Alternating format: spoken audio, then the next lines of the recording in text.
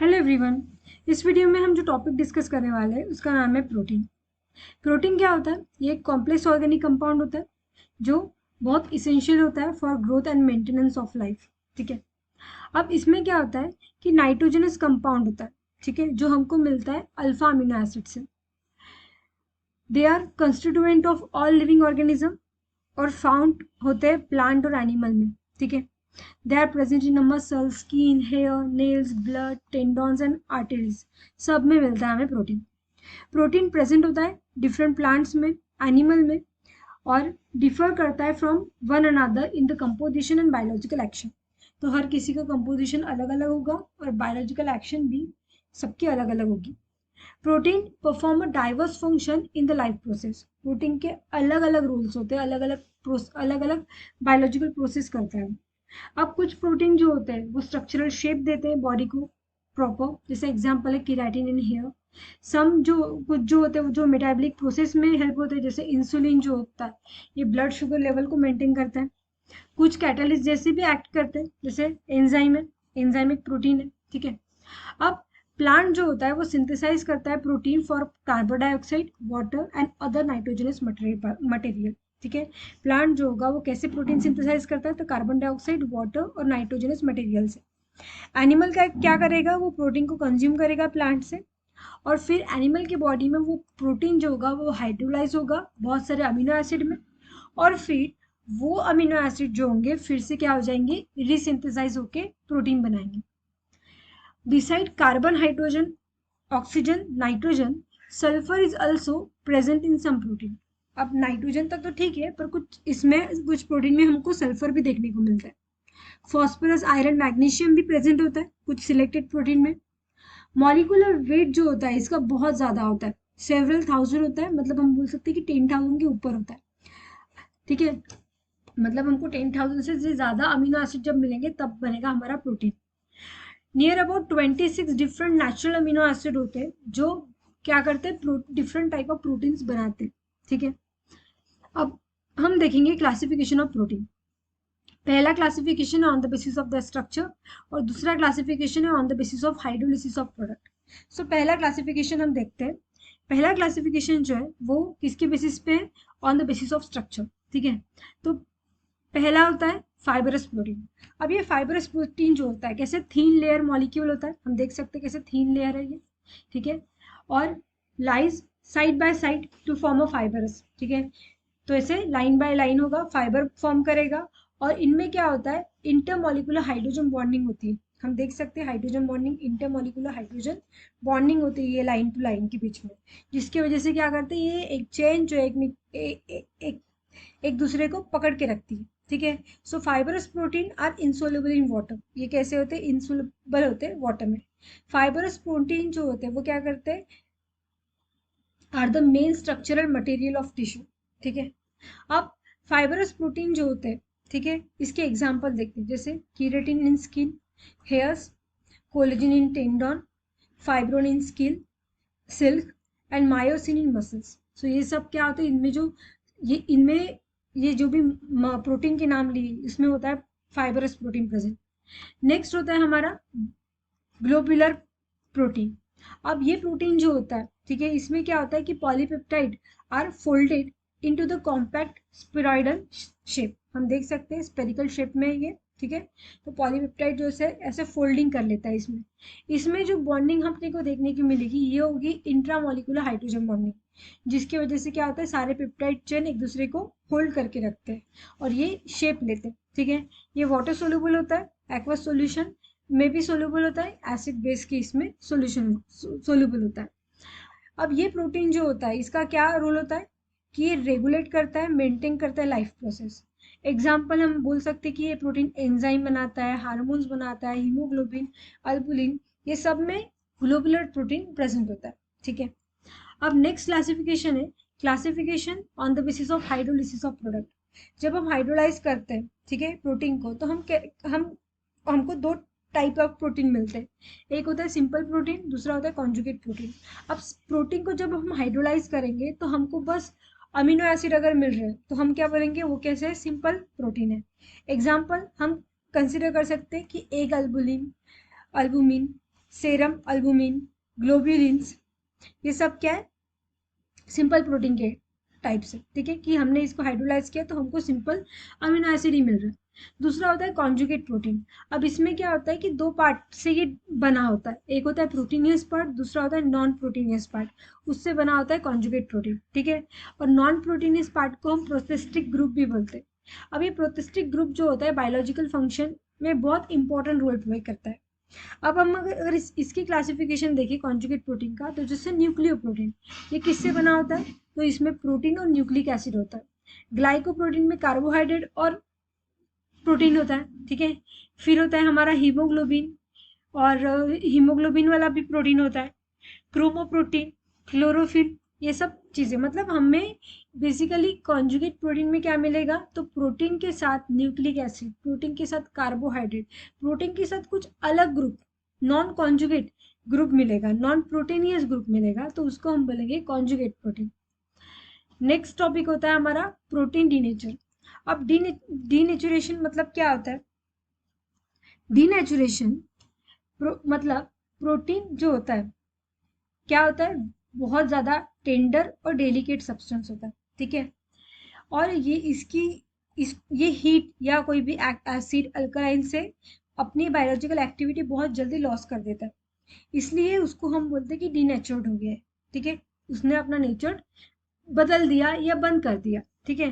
तो ऐसा फिनोमिनन जिसमें प्रोटीन अपनी बायोलॉजिकल एक्टिविटी लॉस करता है, उस कैरेक्टरिस्टिक्स को बोलते हैं under the effect of temperature, उसको हम बोलते हैं डीनेचुरेशन, ठीक।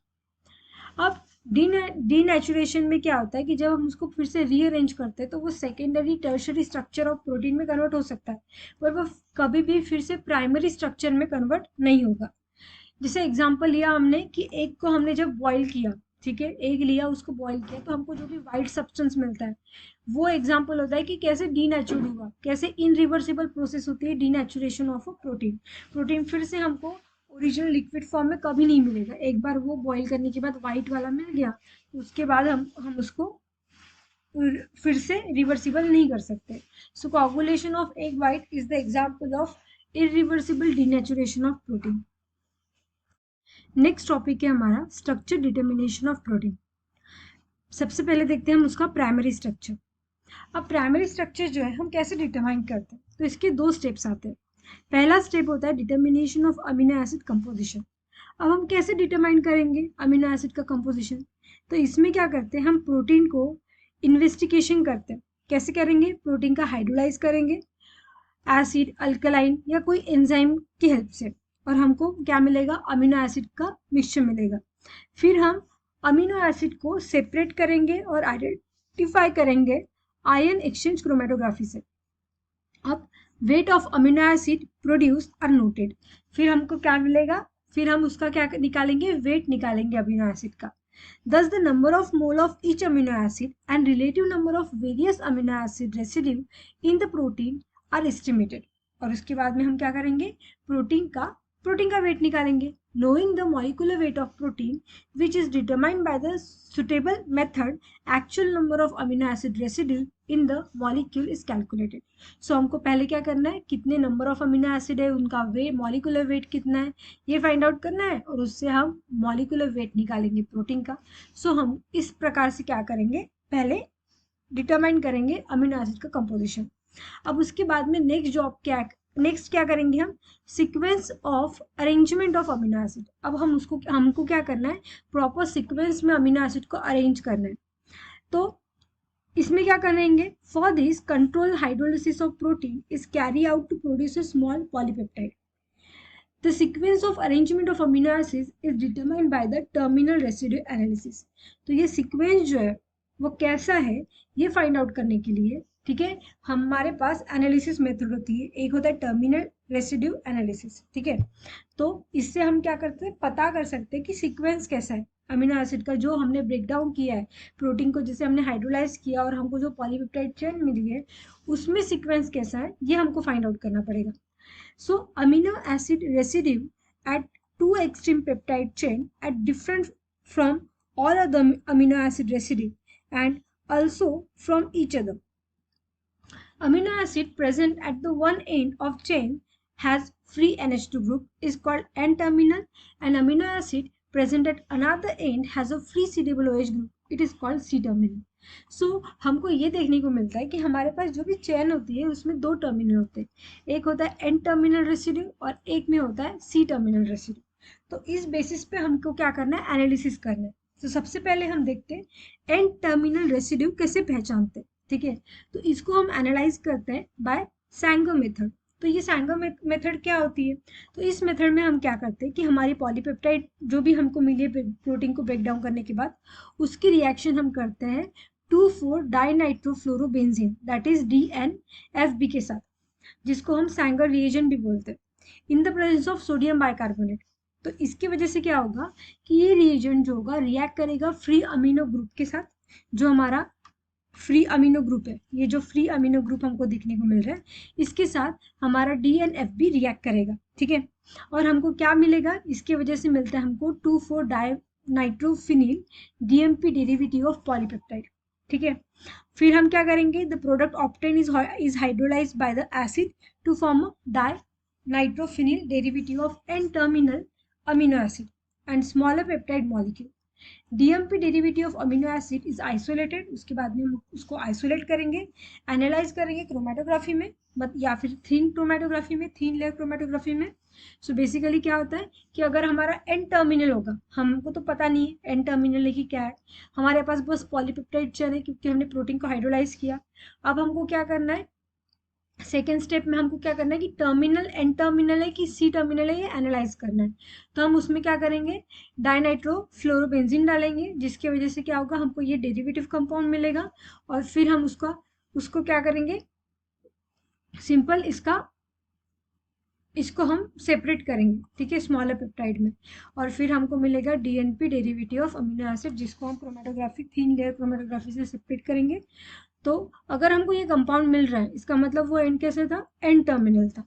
एंजाइमेटिक मेथड से भी हम कर सकते हैं, जिसमें हमको क्या करना पड़ेगा, एंजाइम का अटैक करना पड़ेगा उस पेप्टाइड पे. ठीक है, और वो अगर एक पर्टिकुलर फ्री अमीनो एसिड पे ही वो क्या करेगा, उस टर्मिनल को ही वो अटैक कर पाएगा. When terminal amino acid is liberated, new smaller peptide having a amino group is produced, which again attacked by the enzyme.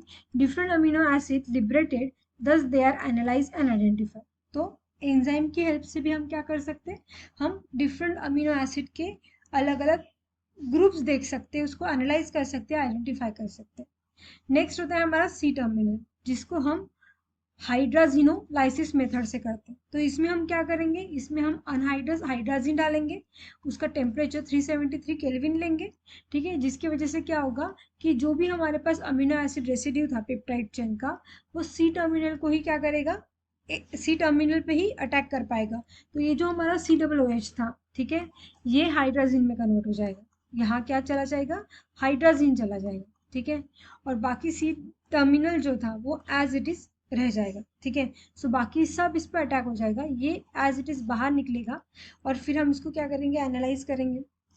Next होता है हमारा एंजाइमेटिक मेथड, जिसमें हम C-terminal पे अटैक करने वाले एंजाइम्स डालते हैं और फिर उसको सेपरेट करते हैं, आइडेंटिफाई करते हैं. ठीक है, यही हमारी नॉर्मल प्रोसेस होती है. सो हम फ्री करते हैं कार्बोक्सिलिक ग्रुप को. सो ये थी प्राइमरी स्ट्रक्चर डिटर्मिनेशन की मेथड. सेकेंड होती है हमारे सेकेंडरी स्ट्रक्चर, हम कैसे डिटरमाइन करते हैं. तो हम उसके लिए क्या करते हैं, एक्सरे स्टडी से हमने देखा कि सेकेंडरी स्ट्रक्चर भी होता है दो टाइप का, एक होता है अल्फा हेलिक्स, दूसरा होता है बीटा प्लेटेड शीट स्ट्रक्चर. तो बीटा स्ट्रक्चर कैसे होता है, तो बीटा स्ट्रक्चर हम देख सकते हैं कैसे, जिगजैग फॉर्म में. ठीक है, जिगजैग फॉर्म में होता है ये, और पॉलीपेप्टाइड चेन होते हैं कंप्लीटली. ठीक है, तो सिल्क फाइब्रॉन में ही हमको देखने को मिलती है. ठीक है, अब इसमें क्या होता है कि एक दूसरे को ये जिगजैग लाइन कैसे अटैच हो रही है, सो बाय द हाइड्रोजन बॉन्ड. क्या कर रही है, हाइड्रोजन बॉन्डिंग कर रही है. ठीक है, due to the steric hindrance, अब हमको दिख रहा है कि यहाँ बल्कि ग्रुप भी है. ठीक है, जिसकी वजह से क्या होता है कि इनके स्टेरिक हिंड्रेंस की वजह से flat sheet of structure contract होती है. ठीक है, कॉन्ट्रैक्ट हो जाएगी और एक प्लेटेड शीट स्ट्रक्चर फॉर्म होगा, जिनका हम बोल सकते हैं कि एग्जैक्ट कॉन्ट्रैक्शन होता है उनमें. ठीक है, कंप्लीटली पैक्ड हो जाती है, एक शीट बन जाती है. ये होता है हमारा कौन सा, बीटा स्ट्रक्चर ऑफ प्रोटीन. उसके बाद में हम देखते हैं कि अल्फा हेलिक्स स्ट्रक्चर कैसा होता है प्रोटीन का. तो ये बल्कि होता है, जैसे बीटा स्ट्रक्चर फिजिबल नहीं है, पर अल्फा स्ट्रक्चर जो होता है प्रोटीन का ये काफ़ी अडॉप्टेड है, ठीक है। मतलब हमको मोस्टली जो देखने को मिलता है सेकेंडरी स्ट्रक्चर प्रोटीन का वो होता है अल्फा हेलिक्स स्ट्रक्चर। एग्जाम्पल क्या है कि अल्फा केरेटिन, अल्फा केरेटिन में जो स्ट्रक्चर होता है प्रोटीन का वो होता है अल्फा हेलिक्स स्ट्रक्चर। अब इसमें क्या होगा, एग्जाम्पल्स देखते कि ये हेयर नेल्स में प्रेजेंट होता है इस टाइप का प्रोटीन। अब अल्फा हेलिक्स स्ट्रक्चर जो होता है इसमें जितनी भी पेप्टाइड चेन है वो कैसे होगी, कॉइल फॉर्म में होगी, जो कॉइलिंग करके क्या करते हैं वो एक हेलिक्स स्ट्रक्चर बनाते हैं, जो कि हम यहाँ देख सकते हैं। ये कैसे हेलिकल स्ट्रक्चर है, ठीक है, इस फॉर्म में देखने को मिल रहा है हमको। अब इसमें क्या होता है कि एक टन में near about 3 to 7 amino acid residue होते हैं, ठीक है। और इनमें जो डिस्टेंस होता है दो हेलिक के बीच में जो डिस्टेंस होता है वो होता है 5.4 एंगस्ट्रॉम यूनिट। एक दूसरे को ये टर्न्स जो है वो ज्वाइन होते हैं बाय द हाइड्रोजन बॉन्ड, ठीक है। सो NH ग्रुप जो होगा एक अमीनो एसिड का और carbonyl oxygen of the fourth residue of the chain, ये इन्वॉल्व होता है हाइड्रोजन बॉन्डिंग में।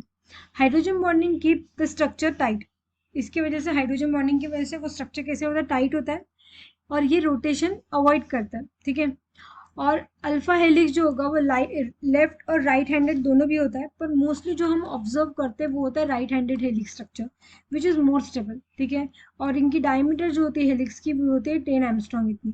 तो ये हमारा प्रोटीन का स्ट्रक्चर है और ये पूरी इंफॉर्मेशन अबाउट द प्रोटीन।